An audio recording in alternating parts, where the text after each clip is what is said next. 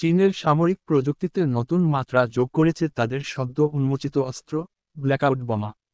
এটি কোনো প্রচলিত বিস্ফোরক নয়, বরং এক প্রকার গোপন নন কাইনেটিক অস্ত্র, যা শত্রুপক্ষের বিদ্যুৎ অবকাঠামো সম্পূর্ণরূপে বিকল করে দেওয়ার জন্য ডিজাইন করা হয়েছে।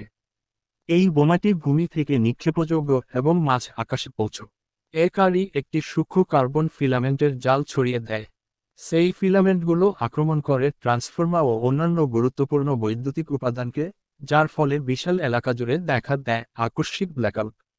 অস্ত্রটি এতটাই নিখুঁতভাবে ডিজাইন করা হয়েছে যে এটি কোনো বিস্ফোরণ ঘটায় না, ধ্বংস করে না, বরং শত্রুপক্ষের শক্তি সরবরাহ ব্যাহত করে তাকে অচল করে দেয়, একটি সার্জিক্যাল স্ট্রাইকের মতো নিখুঁতভাবে।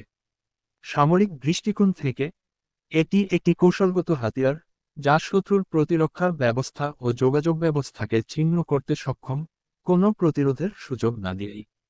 এই ব্ল্যাকআউট বোমা আধুনিক যুদ্ধনীতিতে এক নতুন যুগের সূচনা করেছে, যেখানে যুদ্ধ শুরু হবে না কামানের গর্জনে, বরং নিঃশব্দ অন্ধকারে। শত্রু যখন বুঝে উঠবে না কোথা থেকে আঘাত এসেছে, তখনই সে বিদ্যুৎহীন, যোগাযোগহীন এবং সম্পূর্ণভাবে বিচ্ছিন্ন।